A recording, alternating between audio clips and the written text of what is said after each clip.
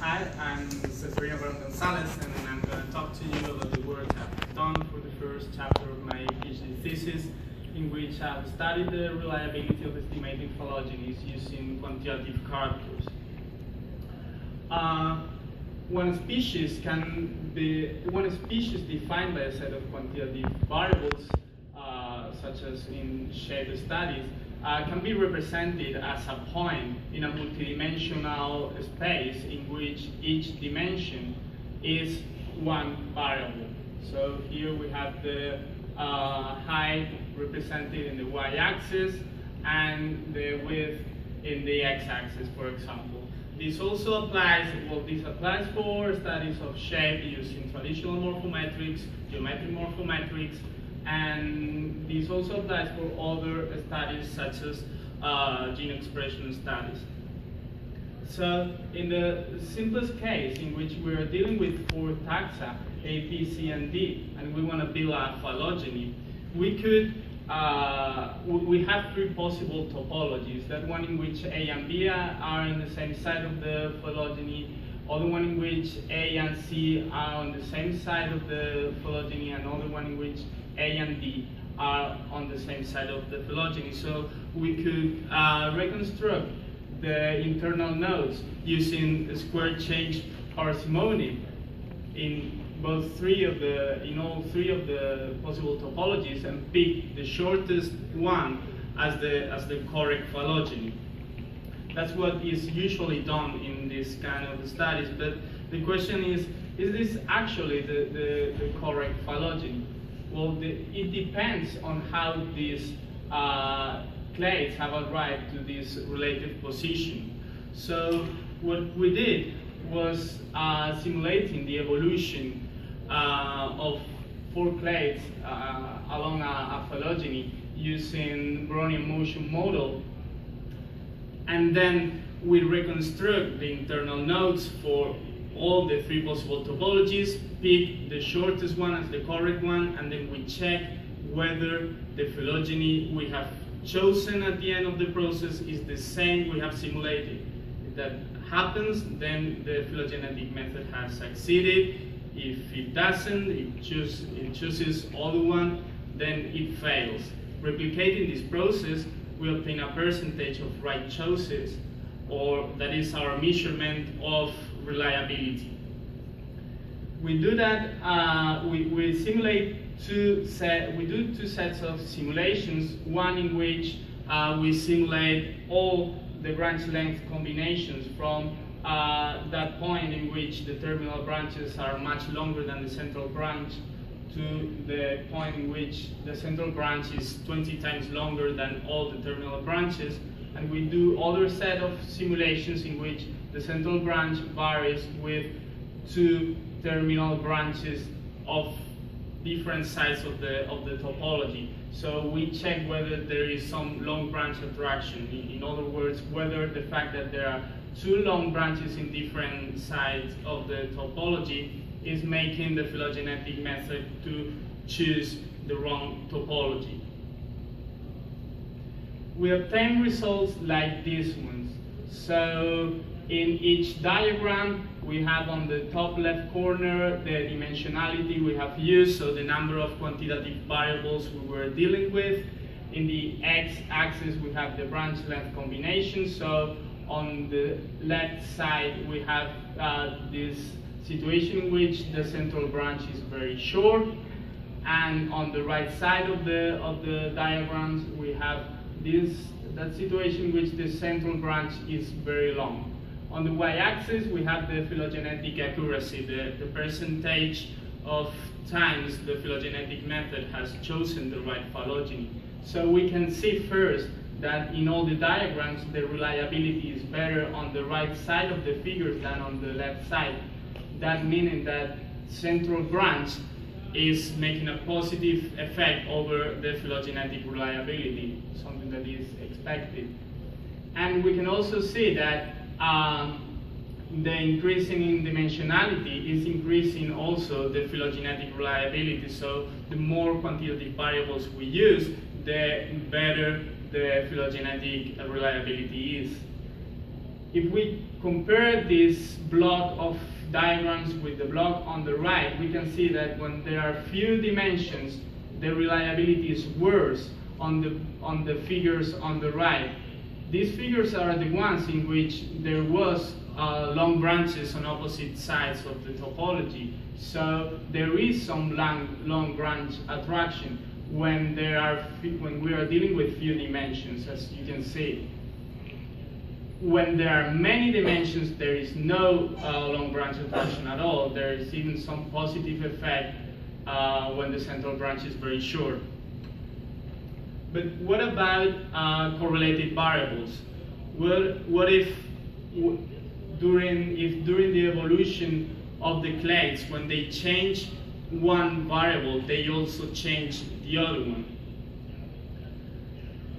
This correlation is called integration, and can be seen as the concentration along a specific direction in the multidimensional space. So we can go from this point where there is no integration at all, and it corresponds to the simulation I have previously shown, to the situation in which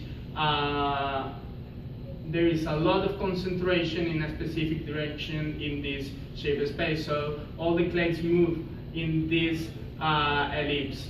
We can also find in-between situations in terms of integration. When we do the simulations, taking into account this integration, we find this. So these two blocks on the left are the same blocks I have explained before, so where there is no integration at all. The blocks in the center, and the top and bottom, are the blocks where there is a lot of integration, so the 80% of the variation is concentrated in one direction of the shape space, and the blocks on the right are in between points, so there is a bit of integration. As you can see, the reliability decreases with the degree of integration, so the reliability is much worse in the blocks in the center than in the blocks on the left and on the right, because the integration is much bigger.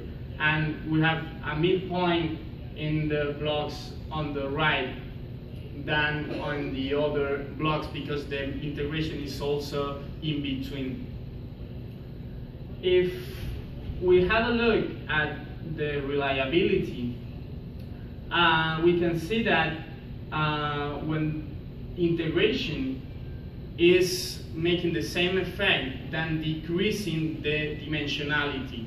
So the reliability, when the 80% of the variation is in one dimension, the reliability is more or less the same than when we are dealing just with one dimension, or in between 1 and 2 dimensions.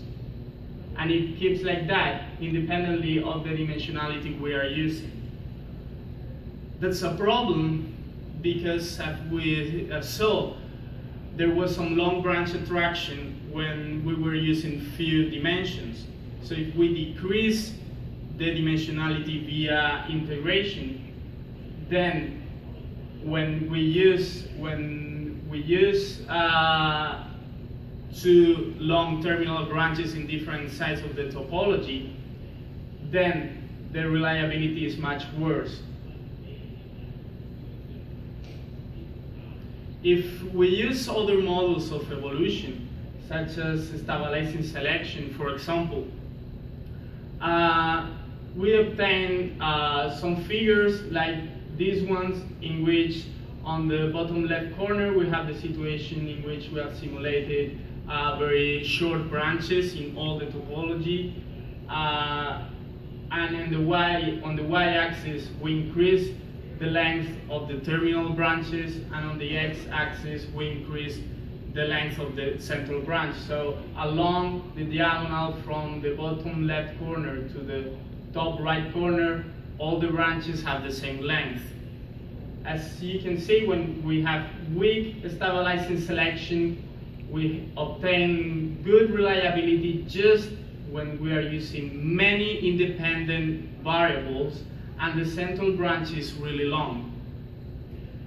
When there is strong stabilizing selection, not even in that case, we can find some good reliability. But in all the figures, the reliability is about the same than a random peak between the possible topologies, something that is concerning.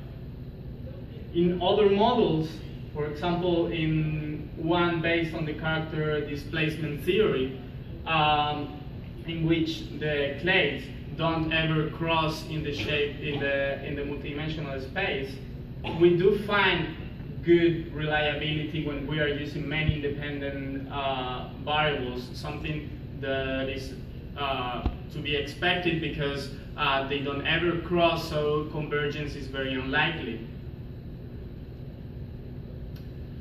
So, to conclude, there are very specific situations that are necessary to feel reliable phylogenies, and the problem is that these situations are very uncommon or not very interesting, because the situation in which the central branch is very long is a situation in which we have clear separation between the four clades, something that you don't usually find, or you are not, in these situations you are not usually, these phylogenies are not difficult to build.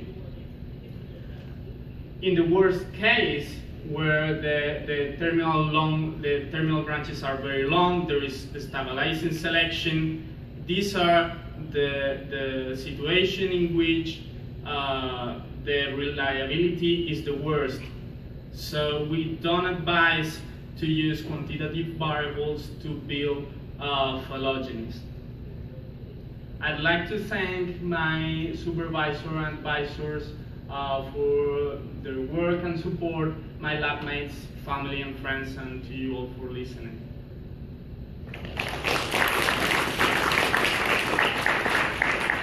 There are a few questions. Yeah. So your method to infer a tree is based on square change parsimony? Yeah. And then why didn't you use like Well, the same model, the Varón model?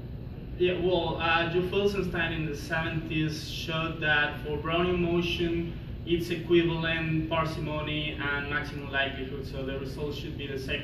For stabilizing selection, and yeah. It's equivalent for ancestral reconstruction, but not for tree inference. As far as I know, I think it is.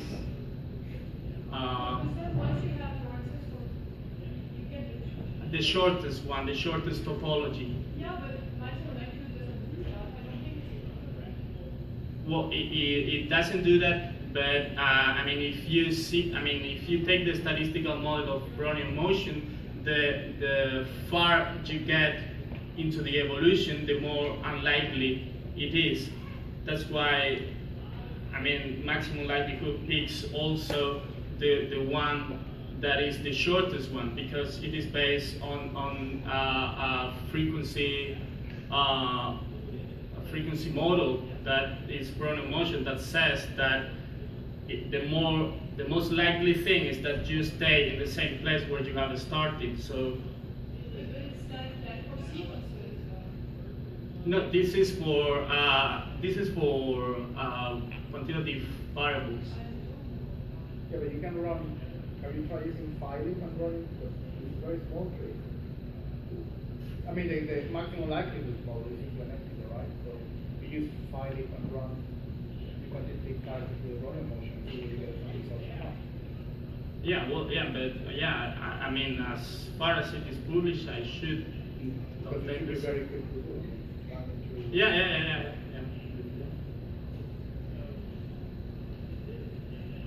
So in your first conclusion, you were talking about three necessary situations. So as far as I understand, so those three situations are according to branch, that's something that we cannot control, right? So that's what it is. So you cannot change that as you want. So does that mean your suggestion is if you have the opposite situation, then don't use quantitative variables in your analysis? Is that your conclusion?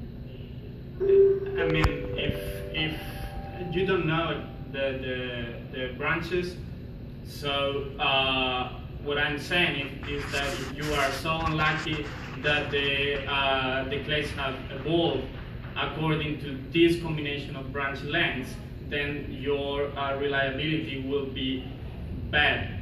Oh, so that's a warning to. Yeah, that's. Thanks.